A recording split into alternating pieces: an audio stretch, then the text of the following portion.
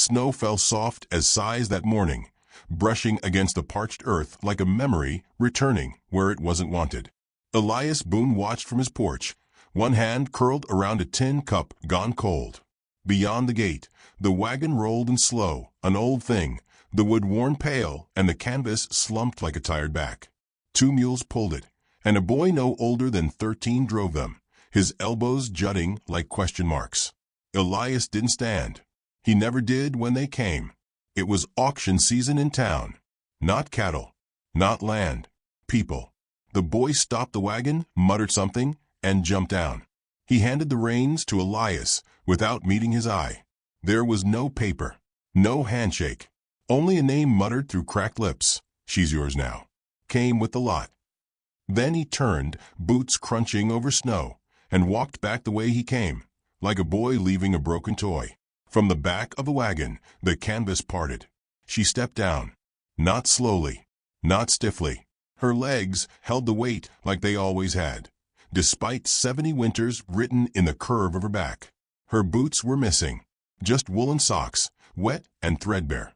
A long gray braid hung like a river stone rope over one shoulder.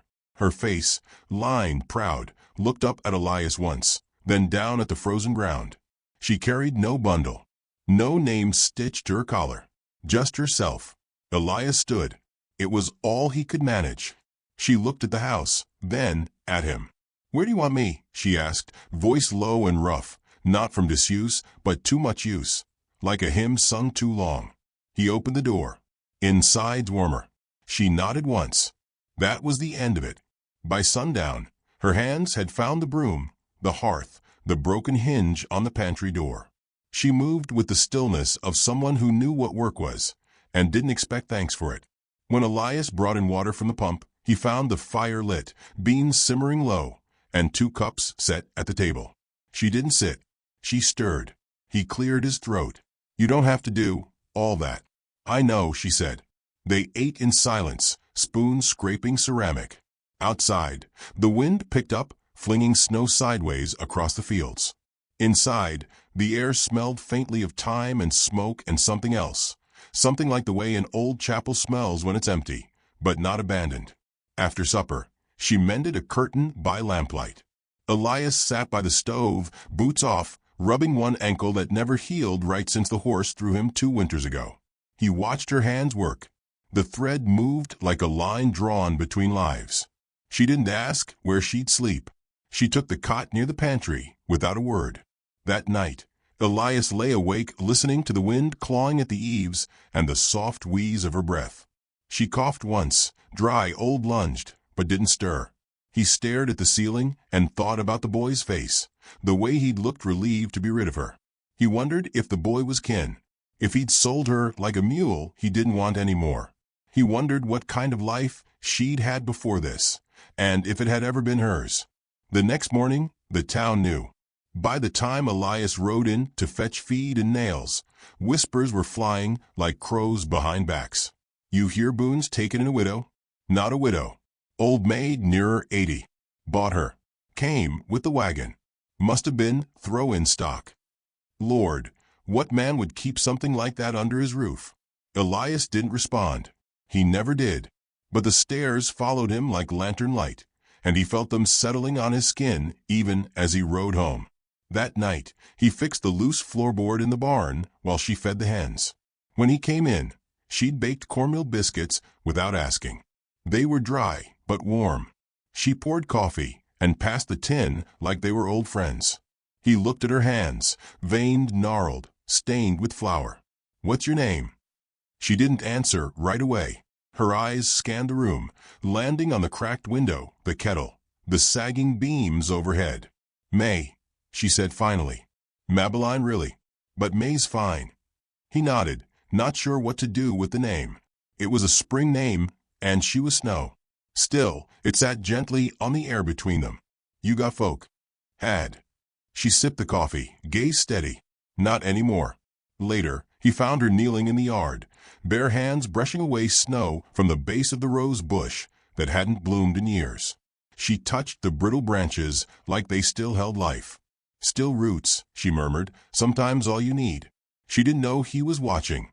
By the third day, she had scrubbed the stovepipe, aired out the linens, and reorganized the pantry shelves in a way that made Elias open every one twice to find the salt. She never complained, never lingered. She simply moved, like she'd always been there. But the town wouldn't forget.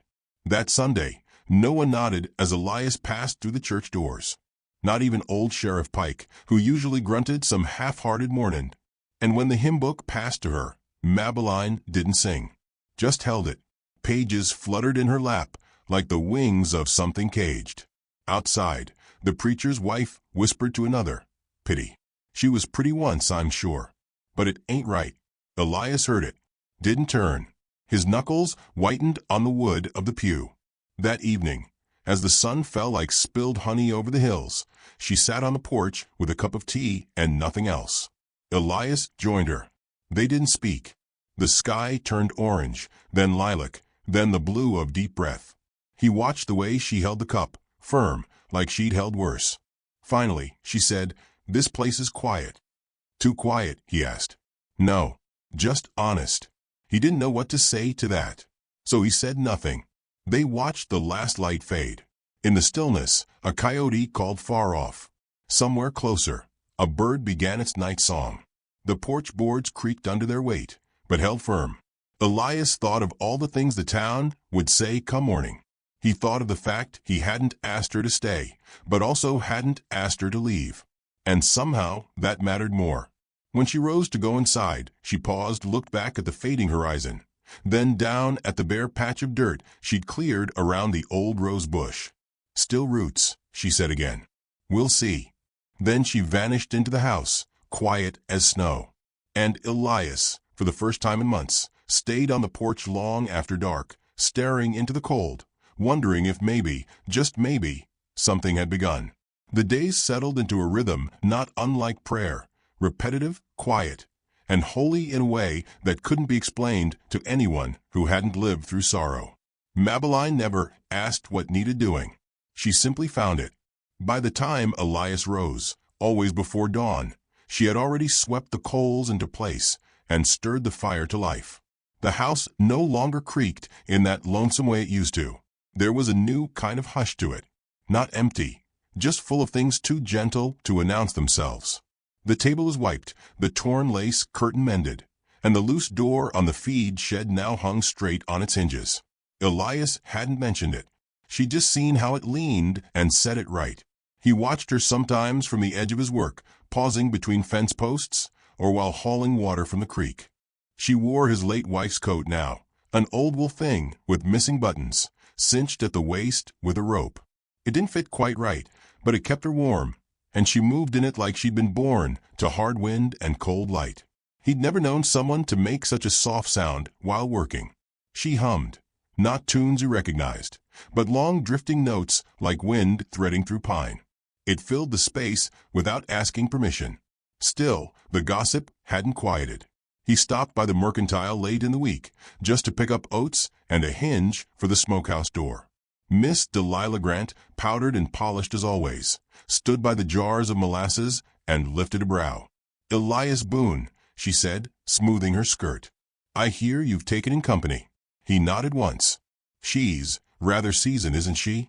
The words were wrapped in a smile, but held a knife's edge. Not exactly a girl for spring dances. Elias didn't rise to it. Just paid, tipped his hat, and left. But the words stuck like burrs. Back home, Mabeline was outside, kneeling in the dirt beside the fence. The snow had mostly gone, leaving behind cold mud and the bones of last year's garden. She was turning the soil gently with a bent-handled trowel, fingers bare. "You'll ruin your hands," Elias said, approaching with the sack of oats slung over his shoulder. "They've been ruined and remade more times than I can count," she said, without looking up. "Don't bother me none." He didn't know what to say to that. Just stood there until she looked up and smiled, faint but true. "I found 3 bulbs trying to wake. Not much, but something." Elias stared at the dirt and said nothing. But when she went inside, he brought out a pair of his thick leather gloves and left them beside the shovel. Next morning, she was wearing them. Inside, she moved through the cabin like someone who'd once run a schoolhouse. Not commanding, just quietly sure. A chalkboard appeared on the wall one morning, made from a slate of painted which she'd sanded smooth. A stick of white chalk, wrapped in linen, sat beside it. At first he thought it was for her own use, but then he noticed the writing. Letters and small words traced neatly, as if meant for small eyes.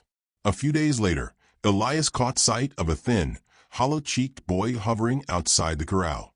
He recognized him, one of the Carter children from the outer ridge, mother long dead, father drunk and quick with a belt. Mabeline called him Wesley in a soft tone and invited him in with a nod. He didn't go inside, just sat on the step with a biscuit and mumbled vowels under her patient instruction. Elias didn't interrupt. That evening, while fixing the oil lamp, he asked, "You teaching him?" "Just letters," she said. "He wants to read the Bible for himself." Elias grunted. "And his pa?" "He don't know. Yet." He didn't press further. But something in his chest stirred, an old ache wrapped in warmth. His own mother had taught him letters at a table just like this, with a slap on the wrist for every backwards S. Over the next week, Elias noticed more things changed. The garden was no longer just turned dirt, it was organized into quiet rows. His tack had been oiled and hung properly. The barn now smelled faintly of lavender from sachets tucked into corners. She never mentioned them. Neither did he. And she began to leave things for him. A scarf draped over the chair on cold mornings. Honey in his coffee. An extra biscuit in the pocket of his coat before he rode out. He wasn't used to that kind of care, not without a price. Elias found himself speaking more, though not by much. A word here. A question there. She didn't force it, just listened, with her head tilted like someone tuning into something sacred. One evening, the wind kicked up hard. A spring storm rolled in, thunder rattling the panes like ghosts demanding entry. The fire snapped bright, and Mabeline stayed seated, mending a blanket, as if storms were old friends with familiar voices.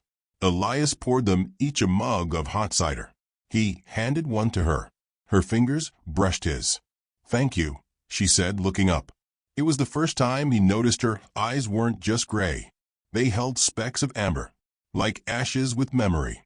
Later that night, he passed her cot near the pantry and found her sitting awake, staring at an old photo. She didn't see him. Her thumb stroked the edge of the image, a young boy smiling, a man behind him with a jaw like hers. She whispered something under her breath. A name, maybe, or a prayer. Elias moved away without a sound. The next morning, she was humming again, slicing apples into a cast-iron pan. No mention of the photo. No mention of the tear that had glistened on her cheek. The dog came a few days later, a wiry mutt with one ear bent wrong and a limp from some past cruelty. He skulked around the edges of the property, then dared to approach the porch where Mabeline had left out a bowl of scraps. She didn't call to it, just waited.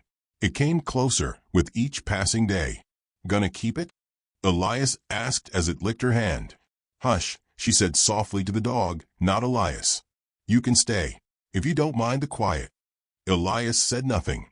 But that night, he left out a blanket in the shed for the mutt. By then, the house didn't feel like just his anymore.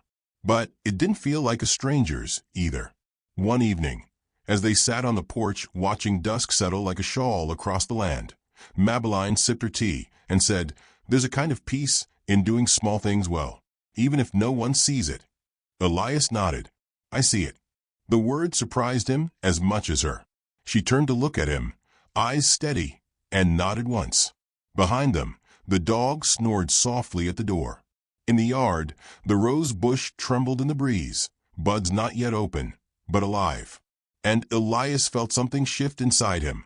Not loud, not sudden. Just the quiet loosening of a knot he hadn't known he'd carried all this time. The spring storm came without mercy. Fierce winds galloping across the valley like wild horses with no rider. It began with a sky too quiet, too still, the kind of hush that made cattle restless and birds vanish from sight. Elias stood beneath the overhang, watching the clouds roil above the ridge, black as coal and heavy with threat. The air held the scent of something broken. Ozone, wet earth, old dust stirred anew. Mabeline was already gathering the hens when the first crack of thunder split the horizon. She moved with urgency, but no panic, her skirt soaked and plastered to her calves. Elias met her near the coop, her arms cradling two hens that refused to come down from the roost. "You ought to be inside," he said, already reaching for the latch to secure the door. "Not until they're safe," she replied, voice raised over the rising wind. "Same as you wouldn't leave a calf in a storm." Lightning flashed. "Close." The ground shook with its echo. They made it back to the house just as the rain hit in full. It hammered the roof and lashed the windows, turning the yard into a mire and drowning out all other sounds. Inside, the lanterns flickered and the fire hissed as wet clothes steamed in the heat. Mabeline collapsed into the rocking chair, breath shallow. Her hands, blue with cold, trembled against her lap. Elias knelt and wrapped a quilt around her shoulders, then poured a measure of whiskey into her tea without asking. "I'm fine," she murmured, though her face had gone pale. "You look like hell," he said, not unkindly. She gave a ghost of a smile and sipped. By morning, the damage revealed itself in silence. The north field fence had collapsed under a fallen cottonwood. The chicken shed roof was bowed inward, and a section of the barn, old, half-rotten, had caved on the west side. Elias surveyed it all with the heavy expression of a man used to loss. Nothing he hadn't seen before. Still, it sat on him like an extra coat he couldn't take off. Mabeline stood beside him, a blanket still around her shoulders. She said nothing, just took a slow, steady breath and turned toward the house. He found her hours later cleaning the mud from the floorboards, a shallow wheeze in her breath and a new limp in her step. She wouldn't admit to the fever, but Elias saw the flush in her cheeks and the slick sheen on her brow. "Lie down," he said. She shook her head. "There's work." He stepped forward, not unkind but firm. "You gave enough. Let me do the rest." She hesitated, more than a breath, and then nodded. For 2 days she stayed abed, the fire burning low and steady, her sleep uneasy. Elias sat beside her most nights, reading from old newspapers or a water-damaged almanac. She never responded, but her breathing seemed easier when he read aloud. On the third day, Sheriff Pike arrived. He came on a brown gelding with a limp, his badge tarnished and coat soaked through. Elias met him at the gate, wary. "Boone," the sheriff greeted, voice like gravel. "Pike." The sheriff dismounted with a groan, stretching his back. "Heard you took on a house guest. One of them auction cases." Elias said nothing. "Folks are talking. Sayin' it ain't proper. That you're keeping her like a squatter. Or worse. You come here to gossip?"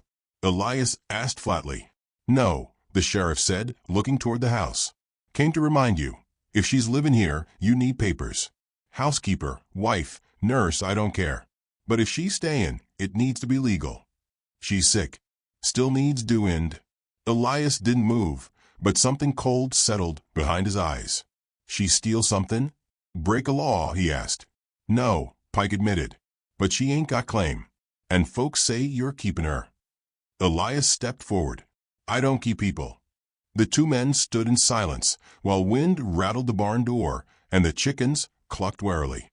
The sheriff adjusted his hat. "Paperwork's at the church office. Think about it." Then he mounted and rode off, water kicking from the hooves like scorn. Inside, Mabeline was sitting at the kitchen table, hair loose over her shoulders, a shawl drawn close. She'd heard. "You don't owe me anything," she said before he could speak. "I know. I'll leave if it's easier." He looked at her, eyes narrowing like he was reading the weather again. "Ain't easier." That night, Delilah Grant came by. She brought a casserole dish and a folder. "It's not proper, Elias," she said gently. "She's sick, alone, and old. I have help, rooms, warmth. Let me take her in. You don't need this." Mabeline stood in the doorway, silent, face unreadable. Elias took the dish, set it on the counter. Then, without a word, he opened the folder and looked at the paper. The next morning, he rode into town and signed what needed signing. Legal notice of employment. Housekeeper. Resident. Nothing romantic. Nothing loud. But when he returned, He brought with him lumber, nails, and a set of oil paints. She watched him from the porch as he measured out a corner of the main room, laying down new planks, sawing boards for a wall. A room of her own. A bit late in life to be building nurseries, she said with a smirk. Not a nursery, he replied. A place that's yours. It took a week. He didn't rush it. Just worked slow, precise, as he always did, with long pauses, quiet focus. By the end, it was small but sound, with a window facing the eastern ridge and shelves for books. He didn't say it outright, but when she stepped into the room for the first time, something tightened in her throat. Her hand trembled against the doorframe, and she stood a long while in silence. Later that night, she left a folded note on his pillow. It read, "You built something I never had. Thank you." Elias read it twice, then folded it again and placed it in his Bible, somewhere near Psalm 23. That Sunday, he didn't go to church. Neither did she. They sat on the porch in the golden hush of late morning, sipping coffee, watching the wind move through the grass like fingers through hair. From the hills came the faint sound of thunder again, distant, maybe nothing. But both of them looked toward it. The world would stir again soon. And not all storms came from the sky. The barn's far corner held more dust than light, and for years that was how Elias preferred it. Forgotten things should stay buried. But after the storm, while clearing broken timber, he found the old piano. Covered in burlap, mice had nested beneath it, and its ivory keys were chipped, some missing altogether. Yet something in its form, weathered, stubborn, reminded him of her. He didn't say anything that evening, just lingered a little longer after supper, then rose from his chair and slipped outside with a lantern and crowbar. Mabeline watched from a window, uncertain, the way one watches someone digging in their own past. By the second day, the mice were gone, the frame scrubbed down. By the third, he had it rolled out onto the porch, despite its heft and protest. He fixed what keys he could with glue and careful pressure, tuning haphazardly with memory and borrowed tools. She said nothing, only passed him his coffee and sat nearby with her sewing, not pretending not to notice. It took her 6 days to approach it. She came out early, before the sun had finished rising, in a shawl and boots too big for her. He was already by the barn, checking a weak calf. When he returned, she was seated on the bench, spine straight, hands still in her lap. The air was hushed. She touched a key, barely. The sound came out strained, flat. She didn't flinch. Another key, then a third. Her hands trembled, but she didn't stop. Elias leaned against the post, watching the dawn gild her silver braid, and for a moment, the years between youth and now dissolved. She began to play, not well, but whole. A slow hymn he didn't recognize, stitched together with hesitation and old breath. It wavered. It faltered. But it continued. And when she reached the end, she didn't cry, though her hands were clasped together in her lap, so tightly her knuckles whitened. "I used to teach," she said, still staring at the keys. Music. Children with hands too small to stretch the octaves. But they tried. He stepped up, slow, like approaching a skittish mare. "You still teach." She smiled faintly. "No one wants an old tune anymore." "I do." The words came before he could stop them. She looked at him, not startled, just searching. Then nodded once, as if they'd agreed on something neither had voiced. The days after held a new shape. Music drifted through the house again, not constant, but enough to fill the gaps between chores and silence. She played mostly at dusk, when the light softened the world and made ghosts seem kinder. The notes wrapped around the beams and floorboards like memory curling into bone. Children began to return. First was Wesley, who stayed after his lesson to listen. Then 2 others, their mother with a hesitant smile and rough hands, came asking if Miss May could teach the girls like she used to. No money, but bread and jam and promises. Mabeline welcomed them without hesitation. She spoke to them softly, with a steadiness that pulled posture from slouching shoulders. They gathered around the piano like it was sacred. Elias watched it all unfold, like a man who'd wandered too long and stumbled into spring. He, too, began to change. Not all at once, and not loudly. He started shaving again, polished his boots, repaired the sagging fence even when no cattle threatened to escape. His steps had more purpose. And when he spoke, it was more often with warmth than with caution. Delilah came once more with a pie and a rehearsed smile. She stood on the porch watching Mabeline laugh with a child over a misplayed scale, the sound rising like birds startled from long-abandoned trees. "She seems settled," Delilah offered. "She is," Elias replied. "She yours, then?" He paused, turning the question over like a stone in his palm. "She's here," he said. "That's enough." The gossip turned again, this time more cautious. Folk still stared, still whispered, but some of the barbs dulled. A few came to the porch themselves, shyly at first. One brought sheet music, yellowed and fraying. Another asked if she remembered a tune her own mother used to hum. The garden bloomed wildly that spring. Mabeline coaxed life from dead soil like it was a private pact between her and the land. She didn't ask Elias to help, but he did anyway, digging rows, fixing the spigot, painting the fence white. He didn't ask why she planted peach pits, knowing they'd take years to bear fruit. She had her reasons. One evening, as they sat on the porch with the smell of tomato vines and lilac in the air, she asked, "Do you ever dance?" He chuckled low. "Not since the war. And even then, poorly." She rose anyway, extended her hand. "It's not the steps that matter, just the trying." So he tried. Barefoot on the wood slats, fireflies blinking in the garden like tiny lanterns. He held her hand and moved in slow, awkward circles. She led with practiced grace. His boots bumped hers. She laughed, a light, real sound. And he laughed too, though it caught in his throat. They stopped after a while, neither willing to let go right away. In the hush that followed, she said softly, "It's strange, feeling alive again." "You were always alive." "No," she corrected gently. "I was breathing. That's different." The porch creaked beneath them, old wood sharing the weight. Behind them, the piano sat waiting, its keys gleaming pale in moonlight. Inside, the dog snored softly beneath the table. Elias looked at her, this woman who had arrived with no shoes and no claim, and realized that something had changed without announcement. Not romance, not the kind of love songs were written about, but something solid, trusted, the kind of bond people built barns and lives around. He opened his mouth to say something, then thought better of it. Some things didn't need naming. As the moon climbed higher, Mabeline took his hand and held it, just once, not tightly. A simple gesture, an anchor. And Elias, for the first time in years, didn't feel like a man holding on to a house. He felt like a man holding on to someone who had chosen to stay. Far off, across the fields, thunder muttered in the distance, not storm yet, but warning. The past, it seemed, wasn't quite done with them. Not yet. The fire started with a voice. Low, drunk, and slurred somewhere beyond the fence line, just after sunset. Elias had just finished stabling the mule, the sky a soft bruised purple, when he heard the second voice, louder, meaner. Then laughter. Laughter that didn't belong on his land. He stepped onto the porch, shotgun already in hand.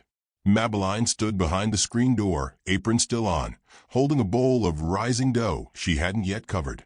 She said nothing, just watched him the way women used to watch their men before the world demanded violence. 3 riders. Horses restless. One held a bottle. The other 2 held rope and the swagger of men used to getting their way in places no one cared to defend. The lead, Tommy Vex, a Carter cousin and worse than the rest, tipped his hat in mock greeting. "Evenin', Boone. Here you been keepin' a witch." Elias didn't respond. His jaw set, his boots anchored to the boards like they were part of the grain. He knew the type. He'd grown up around them. Boys who learned early that cruelty drew eyes, and attention felt close enough to love to be worth the cost. "She's been fillin' our boys with ideas," Tommy continued. "Teachin' 'em things. Readin' 'em stories. Heard she's got 'em chauntin' hymns and tunnin' against their own fathers." He spat near the garden rose where green was finally starting to push through. "She's an old hag, Boone. Useless. You keepin' her like livestock, or you got your own reasons." Elias lifted the shotgun, not aiming, just resting it on his shoulder with the kind of stillness that unsettles men full of false courage. "Turn around," he said. Tommy laughed. You gonna shoot me for calling her what she is?" "No," Elias replied. "I'll shoot you if you take another step." One of the others, young, twitchy, shifted in his saddle. The rope dangled from his hand like a threat, too scared to commit. "Maybe we just light her out, like scrub." Then he tossed the torch. It arced high, trailing flame like a comet, and struck the barn's old wall with a shudder. The dry boards took instantly.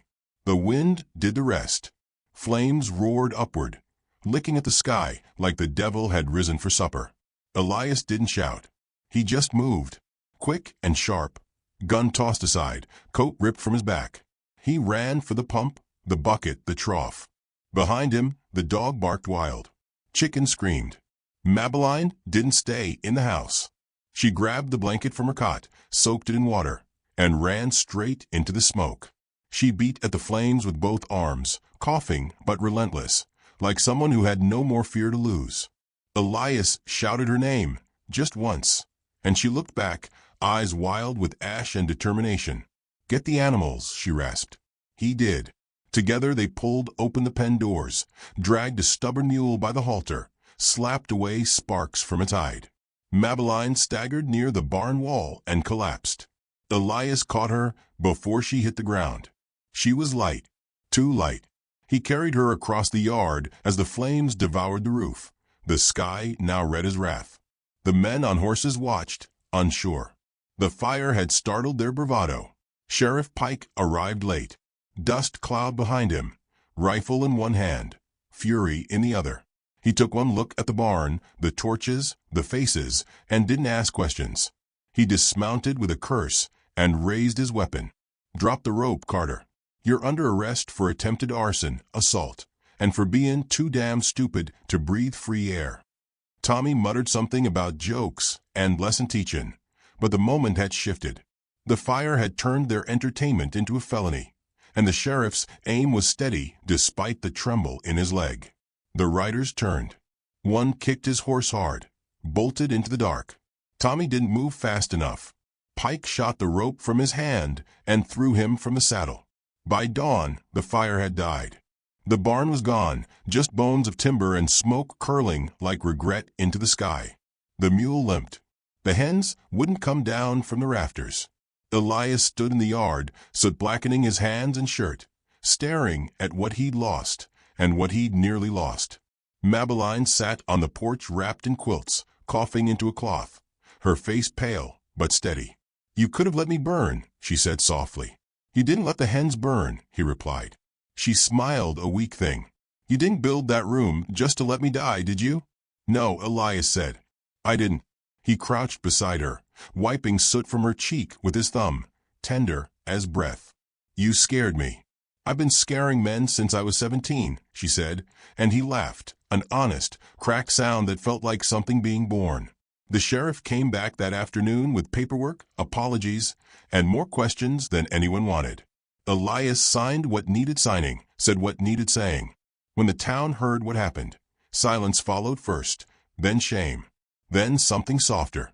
By the week's end, neighbors came to help. Boards for a new barn, feed for the stock, pies and coffee and tools that hadn't been offered in years. Mabeline accepted them all without pride or apology, her hands still raw, but her posture tall. Elias built a bench beside the rose bush. The first bud had opened, a pink bloom so fragile it looked like a secret. They sat there on Sunday morning, listening to the birds return. In the silence, she reached over and placed her hand on his, not out of need, but because she could. And for Elias Boone, a man who had once believed his life would end in silence, that single, simple gesture was louder than all the church bells in the territory. Weeks passed. A garden bloomed where the barn had been. Children still came for music. The dog never left her side. And though nothing was spoken, no vows, no declarations, the porch, the field, the sky all bore witness to a thing that had become rare in those parts. Two people staying. Not because they had to, but because they were no longer afraid of being seen. And maybe that's what redemption really is. Not grand speeches or galloping away under sunset, but surviving the fire and choosing every day after to stay warm without burning. So if you ever hear an old piano playing soft through the wind on the edge of Boone's land, stop and listen. Some things, once broken, come back gentler and stronger. Like love, like old roots, like her.